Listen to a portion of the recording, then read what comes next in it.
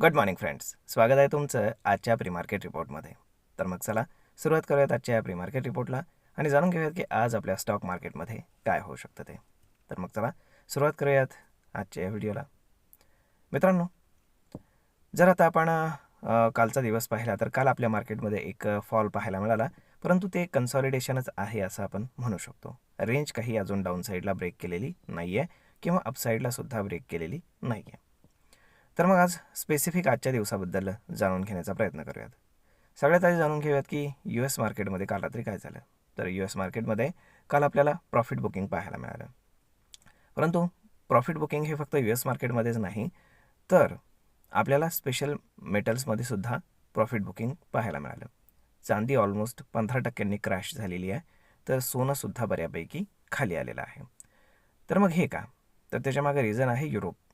तर युरोपमध्ये जे काही सेंट्रल बँक्स आहेत, तर त्यातल्या 2 सेंट्रल बँक्सनं रेट जे आहेत तर ते अनचेंज ठेवलेले आहेत. ओके, त्यामुळे स्पेशल मेटल जे आहेत तर ते डाऊन झालेले आहेत.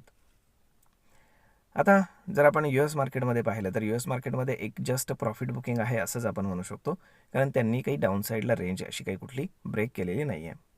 परंतु त्याच्यामागे रिझन्स मात्र थोडेसे आपण काय म्हणतो कन्सर्नेबल आहेत. सगळ्यात पहिले रिझन म्हणजे तिथे जो जॉब्स डेटा आलेला आहे काल रात्री, तर तो एक्सपेक्टेशनपेक्षा खराब आलेला आहे आणि चांगल्यापैकी खराब आलेला आहे जॉब ओपनिंग डेटा. त्यामुळे तिथे इकॉनॉमीमध्ये स्लोडाऊन येतं आहे का काय की अशी परिस्थिती निर्माण झालेली आहे. त्यामुळे पाहूयात की आता त्याचा पूर्ण जगावरती कशा पद्धतीचा परिणाम होईल आज ते आपल्याला पाहायला मिळेल. तर पाहूयात आता. तर मोस्टली युरोपियन आणि एशियन मार्केट जे आहेत तर ते मोस्टली डाऊनच आहेत. परंतु आज आपल्याकडे आहे RBIची MPC मीटिंग सकाळी 10:30 वाजता. म्हणजेच काय, आज RBI काय करणार त्याला फार जास्त महत्त्व आहे. बेसिकली RBIकडे 2-3 ऑप्शन्स आहेत. जसं की आता ऑलमोस्ट सगळ्यांना म्हणजे मार्केटने अज्युम केलेलं आहे की जे काही इंटरेस्ट रेट आहेत ते अनचेंज राहणार आहेत, ना इन्क्रीज होणार आहेत ना डाऊन साईडला घेतले जाणार आहेत. परंतु RBIकडे लिक्विडिटी इम्पोज करण्यासाठी जे काही ऑप्शन्स आहेत त्याच्यामध्ये CRR कट असेल, त्यानंतर SLR कट असेल, वॉटेवर अजूनही बऱ्याचशा गोष्टी आहेत.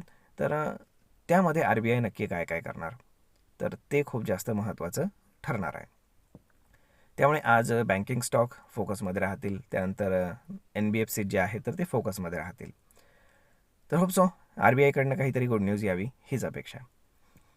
आता जर आपल्या भारताच्या दृष्टीनं अजून एक पॉझिटिव्ह जर पाहायचं म्हटलं तर जे काही गल्फ कंट्रीज आहेत तर त्यांचं जे कॉर्पोरेशन आहे तर त्याच्यासोबत भारताचं बोलणं चालू आहे ट्रेड डीलसाठी. म्हणजेच काय, आता अजून एक मेजर ट्रेड डील होऊ शकते, कारण फक्त एका देशासोबत नाही तर पूर्ण ज्या गल्फ कंट्रीज आहेत तर त्यांचं एक कॉर्पोरेशन आहे ट्रेडिंगसाठी. तर त्याच्यासोबत आता बोलणे चालणी सुरू आहे आणि ती ऑलमोस्ट फायनलाइज लेवलवरती आहे असं सांगितलं जातं आहे. त्यामुळे आता ती गोष्ट समोर आल्यामुळे ती किती मार्केटला सपोर्ट करते तेही पाहावं लागेल. त्यानंतर अजून एक गोष्ट आहे ती म्हणजेच डोनाल्ड ट्रम्प. आपलं मार्केट सुरू होण्याच्या आधी आज सकाळी डोनाल्ड ट्रम्प यांचं एक स्पीच आहे. तर त्या स्पीचमध्ये ते जो काही डेटा काल रात्री आलेला आहे जॉब्स डेटा, तर त्याच्याविषयी ते काय सांगतात आणि त्यांचं म्हणणं काय, त्या गोष्टीलाही जास्त महत्त्व राहणार आहे. ते पूर्ण जगातल्या मार्केट्सवरती इम्पॅक्ट करेल. आता जर आपण स्पेशली आपल्या मार्केटकडे पाहिलं तर असं वाटलं होतं की FIs हे थोडेसे टर्न होतील, परंतु तसं होताना काही दिसत नाही आहे. काल FIsने अगेन सेलिंग केलेलं आहे साधारण 2,000 कोटींच्या आसपास. त्याच्या अगेन्स्ट डोमेस्टिक इन्स्टिट्यूशन्सनं ऑलमोस्ट 1,000 कोटींच्या आसपासच बाईंग केलेलं आहे. म्हणजे इन्स्टिट्यूशनल ॲक्टिव्हिटी जी आहे तर ती नेगेटिव्ह आपल्याला काल पाहायला मिळाली. तरी पाहूयात की आता काय होतं आहे येणाऱ्या दिवसांमध्ये.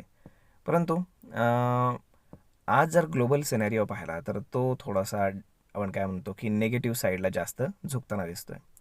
परंतु आपल्याकडे जर पाहिलं तर थोडी डायसी सिच्युएशन आपल्याला पाहायला मिळते. जसं की सगळ्यात पहिली सिच्युएशन म्हणजे की RBI काय डिसिजन घेणार त्याला जास्त महत्त्व आहे. त्यानंतर बाकी अजून ज्या काही गोष्टी आहेत ग्लोबली असतील किंवा ट्रेड डीलच्या ज्या काही गोष्टी चालू आहेत त्या, आणि रिसेंटली US सोबत झालेली ट्रेड डील, मग ह्या सगळ्या गोष्टी आपल्या मार्केटवरती आज इम्पॅक्ट करत राहतील. तर मग पाहूयात. परंतु टेक्निकली जर पाहिलं तर डाऊन साईडला 25,500ला ओपन इंटरेस्ट जास्त आहे, म्हणजे पुट रायटिंग झालेलं आहे. आणि जर आपण वरती पाहिलं तर 25,800ला आता कॉल रायटिंग खूप जास्त काल वाढलेलं पाहायला मिळते. म्हणजेच काय, जोपर्यंत 25,900 क्रॉस करून वरच्या बाजूला मार्केट डेली बेसिसवर क्लोज करत नाही तोपर्यंत मार्केट बुलिश होणार नाही. त्यामुळे कन्सॉलिडेशन झोन हा डाऊन साईडला 25,500 ते हायर साईडला 25,900 इथपर्यंत राहील. एकदा का 25,900 क्रॉस करून वरच्या बाजूला क्लोज केलं तर खूप हायली चान्सेस आहेत की मार्केट 26,000 देखील क्रॉस करून पुन्हा वरच्या बाजूला नक्कीच जाईल. Hope so. यासाठी कुठलं ना कुठलं तरी ट्रिगर पॉईंट पाहिजे, त्याशिवाय ते जाणार नाही.